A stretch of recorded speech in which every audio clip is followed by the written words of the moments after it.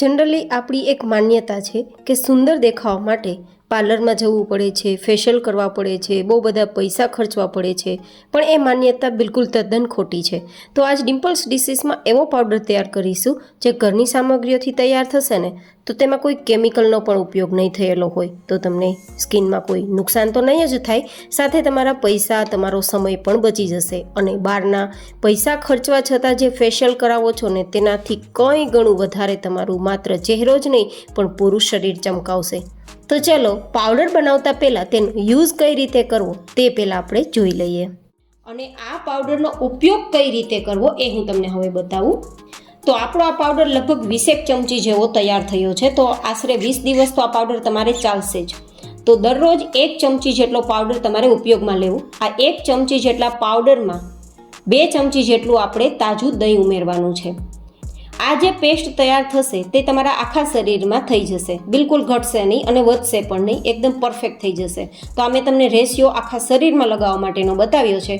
હવે આ પેસ્ટ તમે ઓઇલ સ્કિન પર પણ લગાવી શકો છો, તમે ડ્રાય સ્કિન પર પણ લગાવી શકો છો અને સેન્સિટિવ સ્કિન હોય તો પણ લગાવી શકો છો. કોઈ પણ પ્રકારની સ્કિનમાં આ પેસ્ટ તમે લગાવી શકો છો. નોર્મલ સ્કિનમાં તો ઓફકોર્સ લગાવી શકો. હવે જો આ પેસ્ટ તૈયાર થઈ છે ને તેને તમે જેવી તૈયાર કરો કે ફટાફટ યુઝ કરી લેવાની, નહીં તો દહીંની અંદર સમય રહેતા ખરાબ સ્મેલ આવવા લાગશે. પાવડર તમે 20 થી 25 દિવસ સ્ટોર કરી શકો, પણ જ્યારે આ પેસ્ટ તૈયાર કરો ત્યારે ફટાફટ લગાવી લેવાની.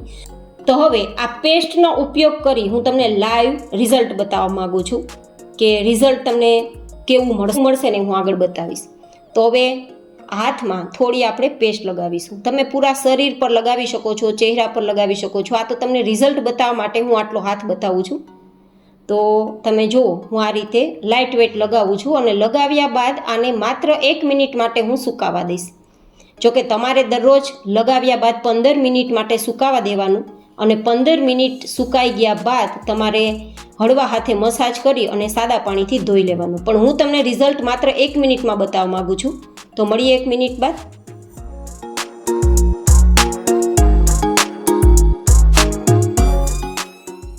તો 1 મિનિટમાં આટલું સુકાઈ ગયું છે જો, અને સુકાતા જ થોડી સ્કિનમાં લાઇટનિંગ આવી ગઈ છે. હજુ તો આપણે આગળની પ્રોસેસ કરીશું.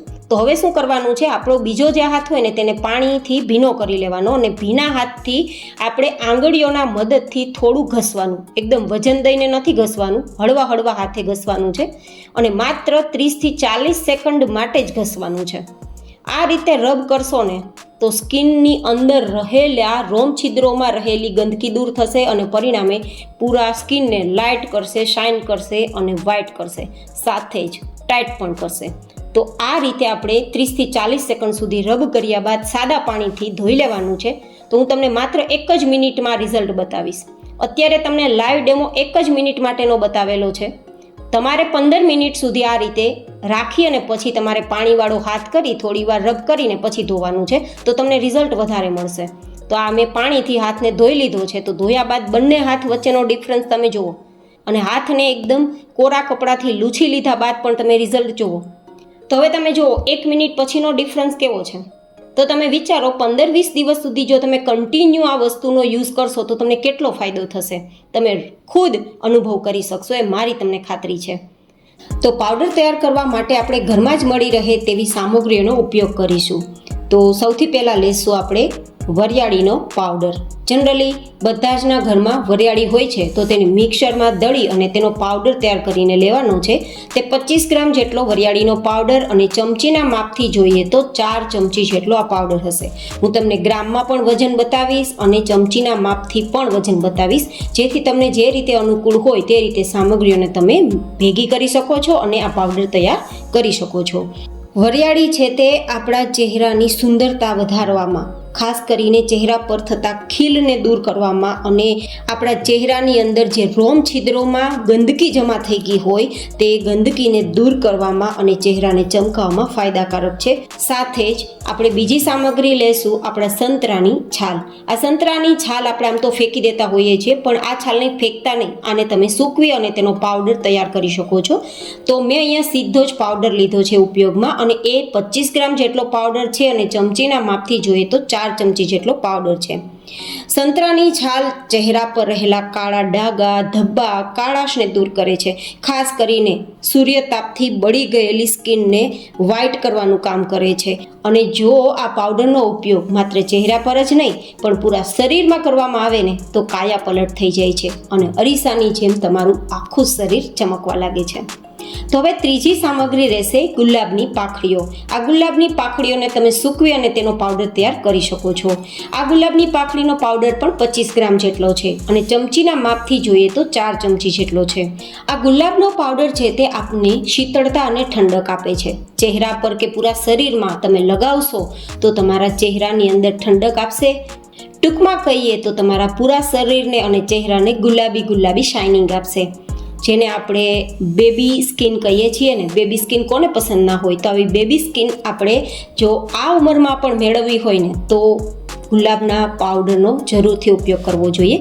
અને હવે આપણે ચોથી સામગ્રીનો ઉપયોગ કરીશું અને તે છે ટમેટાં. ટમેટાં લગભગ હર ઘરમાં આપણે દરરોજ ઉપયોગમાં લેતા હોય તો હોય જ છે. અને ટમેટાને આપણે ટુકડા કરી સૂકવી અને તેનો પાવડર ઉપયોગમાં લેવાનો છે. તો આ ટમેટાનો પાવડર પણ 25 ગ્રામ જેટલો છે અને ચમચીના માપથી જોઈએ તો 4 ચમચી જેટલો છે. જો કે ટમેટાનો પાવડર ઘરે તૈયાર ના કરવો હોય તો તમને માર્કેટમાં પણ આરામથી મળી જશે. ટમેટાનો ઉપયોગ જો સ્કિન પર કરવામાં આવે ને તો સ્કિન પર રહેલા એક્સ્ટ્રા ઓઇલને દૂર કરે છે અને સ્કિનને નેચરલ મોઇસ્ટ આપે છે, મોઇશ્ચરાઇઝ રાખે છે. સાથે જ સૂર્યતાપના કારણે બળી ગયેલી સ્કિનને પણ દૂર કરી અને એક નેચરલ શાઇન આપવાનું કામ કરે છે. એટલું જ નહીં, ટમેટાનો પાવડર એન્ટી એજિંગ ઓછું કરે છે. એટલે કે સ્કિન પર કરચલીઓ પડી ગઈ હોય તો તેને દૂર કરી અને સ્કિનને ટાઈટ કરવાનું કામ કરે છે. ટમેટાના ઉપયોગના તો જેટલા વખાણ કરીએ તેટલા ઓછા. અને હવે પછીની આપણી પાંચમી સામગ્રી રહેશે બદામ. થોડી કદાચ તમને આ સામગ્રી મોંઘી પડે પણ એટલી જ આપણે ઉપયોગમાં લેવાના છીએ જેટલી કદાચ તમને પરવડે, બહુ વધારે મોંઘી ના પડે. તો મેં અહીંયા બદામનો પાવડર પણ ઘરે જ તૈયાર કર્યો છે મિક્સર જારમાં. તો 4 ચમચી જેટલો બદામનો પાવડર લેશું અને ગ્રામમાં જોઈએ તો 25 ગ્રામ જેટલો આ બદામનો પાવડર આપણે ઉપયોગમાં લીધો છે. બદામમાં વિટામિન E ભરપૂર હોય છે અને પરિણામે સ્કિનને સોફ્ટ એન્ડ સ્મૂધ કરે છે. જો સ્કિન પર વ્હાઇટ હેડ્સ થઈ ગયા હોય, બ્લેક હેડ્સ થઈ ગયા હોય અને જો સ્કિનમાં વધારે પડતી કળચલી થઈ ગઈ હોય તો સ્કિનમાંથી વ્હાઇટ હેડ્સ, બ્લેક હેડ્સ તો દૂર કરશે જ પણ સ્કિનને પણ એકદમ ટાઈટ કરશે અને સ્કિનને શાઇન પણ આપશે. તો હવે આ બધી સામગ્રીઓને ભેગી કરવાની છે અને હજુ પણ આપણે એક છઠ્ઠી સામગ્રી ઉપયોગમાં લેશું અને તે છે હળદર. તો આ હળદર પણ તમારા ઘરમાં અવેલેબલ જ હોય છે. તો હળદરનો ઉપયોગ આપણે માત્ર ને માત્ર 1/4 ટીસ્પૂન જેટલો અથવા તો ગ્રામમાં જોઈએ તો 1 ગ્રામ જેટલો જ કરીશું. જો વધારે હળદરનો ઉપયોગ કરશું તો આપણો ચહેરો અથવા આપણું આખું શરીર પીળું થઈ જશે. તો જેટલી જરૂર છે એટલો જ ઉપયોગ કરવાનો છે. હળદરના વખાણ તો જેટલા કરીએ તેટલા ઓછા. તમે બધા જ જાણો છો કે હળદર નેચરલ શાઇન આપવાનું કામ કરે છે. હળદર જો સ્કિન પર લગાડવામાં આવે ને તો કાળા ડાઘા તો દૂર કરે જ છે, સાથે જ આંખની નીચે થયેલા ડાર્ક સર્કલ કે કાળા કુંડાળાને દૂર કરે છે અને નેચરલ ચમક આપે છે.